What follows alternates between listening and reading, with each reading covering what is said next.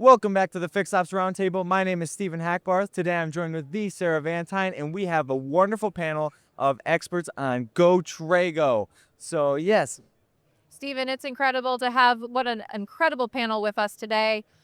Before we get started, I want to have our panelists introduce themselves to our audience, starting with Cobi. Thanks, Sarah. Thank you guys for having us. We're so happy to be here and have Marco on this panel with us because this guy knows what's up.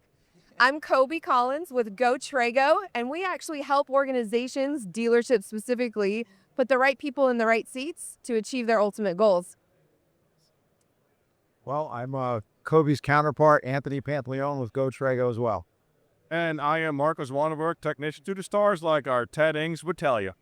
Well, to kick things off, Cobi, Go Trego has really had a lot going on this year. Just set the stage. What has been going on for 2026 and what's ahead? All right, great.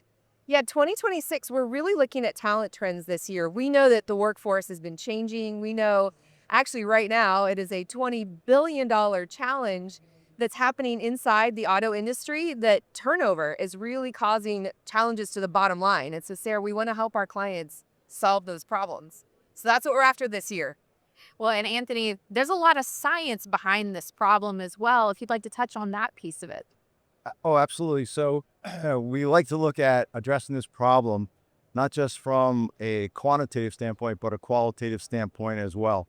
So typically it's a multifaceted approach that not only involves science, but also the element of connecting with people and being able to really understand understand what motivates an individual so you can set people up for success. And Marco, you run so many different operations with teams and technicians, and there's a lot of personalities at play, but there's also a lot of importance on understanding your team and their strengths and weaknesses.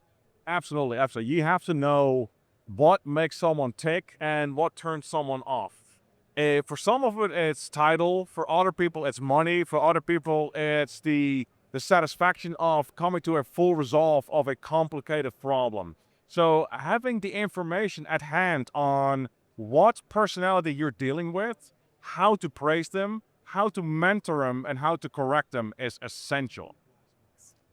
it's so clear that you guys are effective in retention through not just finding people, but finding the right people. And I think that there's so much benefit from Go Trego, and I think that I just want you guys to touch on not only the benefits from, like, what are the benefits from the employee side and also the employer side? Anthony, I'll let you take this on retention first. Yes. So on the retention side, there's a long-standing model in terms of performance. And the model really includes three elements. First, you have to have the individual aligned from an ability standpoint. So individuals need to be aligned from that soft skills standpoint, from the abilities, but there also needs to be the correct environment for motivating someone. So as Marco said, people are internally motivated, but they're also externally motivated as well. So we want to make sure we're addressing that element. In addition, an organization has to create opportunities, because individuals always want to see what's on the horizon, what's next. So in any organization, if you're looking at a holistic approach, you have to encompass the A and the M and the O. The abilities, the motivations, and the opportunities. And Stephen, such a great question. So even on the employee side or the candidate side who's looking, they are really looking for opportunities like Anthony talked about. Can you show me in an interview what my growth trajectory will be? Can we have a career conversation versus I'm taking a job today? The other thing we know that they're looking for is leaders, not managers. And there is a huge difference between leadership and management. And Marco, I want you to talk about this. You are inside the dealerships. You have seen firsthand. I mean, we coach them, right? And we help them know this, but you're on the side of the employee. What does it look like? What's the difference between a manager and a leader? A manager, especially micromanagers, they use fear tactics, fear factors. They want to take away instead of rewarding. Leadership will almost stand behind the individual instead of in front of them. Encourage them to make mistakes, encourage them to learn, encourage them to take the knowledge that they have and share them with other people. and by rewarding progress instead of taking away from bad behavior, if you will. But that's the big difference between leadership and management. Leadership will cultivate growth, both individually, as a team, as a dealership, and the culture of the dealership. As for management, it's like spraying pesticide everywhere in your grass for that one little weed. It's really interesting. Sorry, Sarah. The difference between leadership and management, it's one thing to know the difference, but inside your organization, how do you identify it? Do we have leaders? Do we have managers? And so that's one of the things we really can help with data-driven decisions is evaluating your team. Do you have leaders or managers? Do you know how to take a manager and turn him into a leader? And so we want to help you understand how to do that and move the organization forward because the best people go where the best people already are. And so if you are an organization known for your leadership and success, you will then naturally, organically attract top performers, and we can help make sure they fit that culture.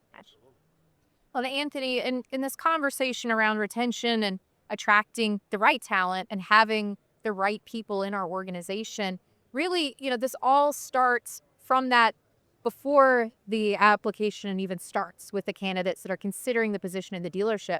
But our dealers that are listening today, they're thinking about this, as it pertains to their whole business. So what advice would you have for a dealership that's looking to get started on refining their culture and also, bringing this kind of technology into their organization? Absolutely. Thanks, Sarah. So as Marco said, typically you can look at leadership and management and, what a leader does and what they say are two different things, right? So what a leader does, the example they set will really attract talent into the organization. So you can do your best at using science and data to bring people into your organization. But at the end of the day, it's going to be up to the individuals who are leaders to keep people and set the example. Again, not by what they say, but what they do. Well, and Cobi, in this equation, again, people, they're the central part of how a dealership is really structuring their opportunities. Yes, your people are the central part of everything you do. We know inside organizations you have systems and people, which also means you have system problems and people problems. And so we want to help you understand how to optimize your number one resource, which is your people. And you have to care, though. Do you have a strategy around what you're doing? Or is it like, hey, we've been doing this since 1911. And so we're just going to keep doing what we're doing and hoping something sticks. But today there just has to be something more intentional around a strategy for your people. Would you agree, Marco? Oh, absolutely. Absolutely. Like you and I were talking about this yesterday, that there's dealerships out there that are managed, which will always do things the way they've done it before. And there are dealerships that have leadership. The good thing is eventually the managed dealerships will go on there being bought over by leadership dealerships. But it takes a little bit of time. So to help the process along, like I have taken the assessment and went over it with Anthony. And it was really interesting what came out of it. Not only did it show that I'm perfectly cut out for what I'm doing, but it also showed me future paths. So we're talking about retention and career paths. So not every technician wants to move forward into management, doesn't always want to move forward into being a service advisor or anything else. But to me, I've been asked the question too, what do I feel about if a dealership during an interview would present this test to me, this assessment? I see it as the dealership is investing in me before I even started. It's not something that like, oh God, I have to do this for this. No. You are investing in me before I even started. So overall, it's a top product and a top process that will make for longevity. It will make for a complete recruitment process, and the technician will stick around, make for a happy environment, which in turn recruits more technicians. Well, Stephen, as a young person in this industry and getting started in your career in automotive, how would Go Trego and this really impact your decision with an organization? Yeah, so I'm so glad you brought that up because I know there's many different types of comprehensive assessments from Go Trego.